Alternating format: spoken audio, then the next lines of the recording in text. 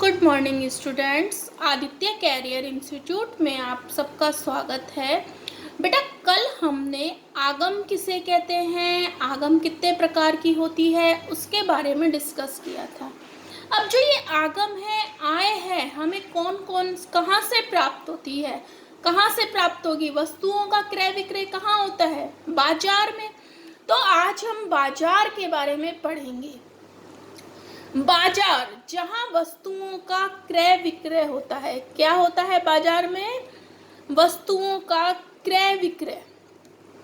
तो वह स्थान जहां वस्तुओं का क्रय विक्रय होता है उसे हम बाजार कहते हैं। आजकल बहुत ज़्यादा कंपटीशन है, तो प्रतियोगिता के आधार पर अर्थव्यवस्था में बाजार को मुख्यतः 3 भागों में बांटा है। पूर्ण प्रतियोगिता बाजार, एकाधिकार और एकाधिरात्मक बाजार। घबराइए नहीं कि मैम पता नहीं आप कैसे कैसे नाम लेकर आ रही हैं, बहुत इजी है सब कुछ। तो प्रतियोगिता के आधार पर अर्थव्यवस्था में बाजार को मुख्यतः 3 भागों में बांटा है। पूर्ण प्रतियोगिता बाजार, एकाधिकार और एकाधिरात्मक बाजार। पूर्ण प्रतियोगिता बाजार, आज हम सबसे पहले पूर्ण प्रतियोगिता बाजार के बारे में पढ़ेंगे। पूर्ण प्रतियोगिता बाजार, तो जैसे इसके नाम से क्या स्पष्ट हो रहा है, पूर्ण प्रतियोगिता मीन्स जहां पर फुल्ली कंपटीशन हो, पूरी तरह प्रतिस्पर्धा हो। तो पूर्ण प्रतियोगिता का मीन क्या हो गया? पूरी तरह स्पर्धा।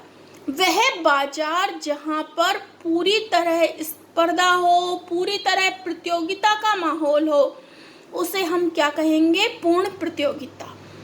तो पूर्ण प्रतियोगिता बाजार कैसा हो गया? जहां पर पूरी तरह स्पर्धा हो। अब पूरी तरह स्पर्धा क्या होगी? अपने आप तो शॉपकीपर प्रतिस्पर्धा करेंगे नहीं, तो जहां पर विक्रेता अधिक हो, किसी भी वस्तु को बेचने वाले अधिक हो। अब जब विक्रेता अधिक होंगे तो स्वाभाविक सी बात है कि क्रेता भी अधिक होंगे। तो पूर्ण प्रतियोगिता बाजार की वह स्थिति जहां पर क्रेता और विक्रेता दोनों की संख्या कैसी होती है? अधिक होती है।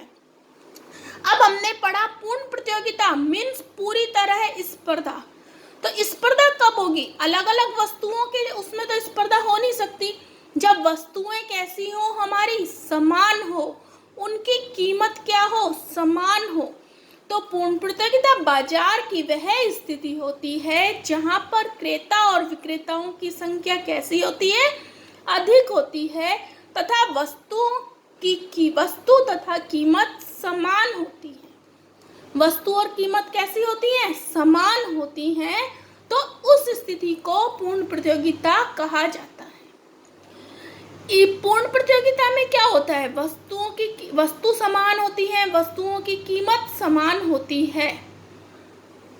वस्तु समान होती है, वस्तुओं की कीमत समान होती है। तो इसी कारण से जो हमारी औसत आगम है और सीमांत आगम है वो भी क्या होती है? समान होती है।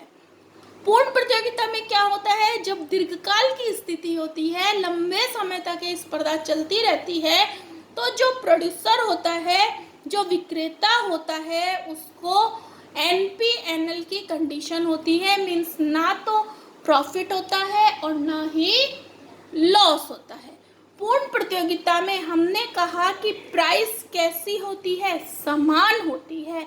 हम पहले भी पढ़ चुके हैं कि जब वस्तु की कीमत समान होती है और मांग में परिवर्तन होता रहता है, तो हमारी मांग की लोच कैसी होती है? पूर्णतः लोचदार होती है। आपको ध्यान हो, हमने इसका कर्व कैसा बनाया था? ये OX और OY अक्ष बना रहे हैं हम।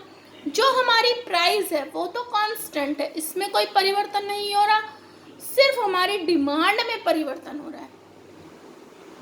ये हमारी डिमांड में परिवर्तन हो रहा है। तो मांग की लोच हमारी कैसी होगी? याद करो, मांग की लोच इक्वल्स टू अनंत। ठीक है। तो पूर्ण प्रतियोगिता की स्थिति में कीमत समान होने के कारण जो मांग की लोच होती है वो पूर्णतः लोचदार होती है। तो क्लियर? मांग की लोच पूर्णतः लोचदार होती है, पूरी तरह स्पर्धा होती है, विक्रेता और क्रेता अधिक होते हैं, वस्तु की कीमत समान होती है।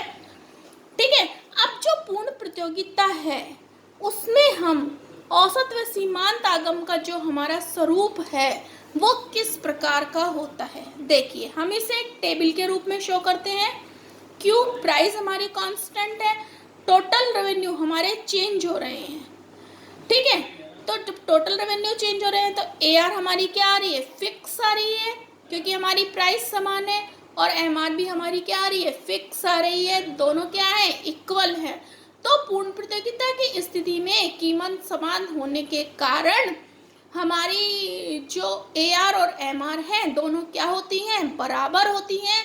इसी कारण ये OX अक्ष के समानांतर बनती हैं। इनका जो हमारा कर्व बनता है वो इस टाइप का बनता है। ये OX अक्ष के पैरेलल होती हैं, क्योंकि हमारी क्या है? प्राइस समान है।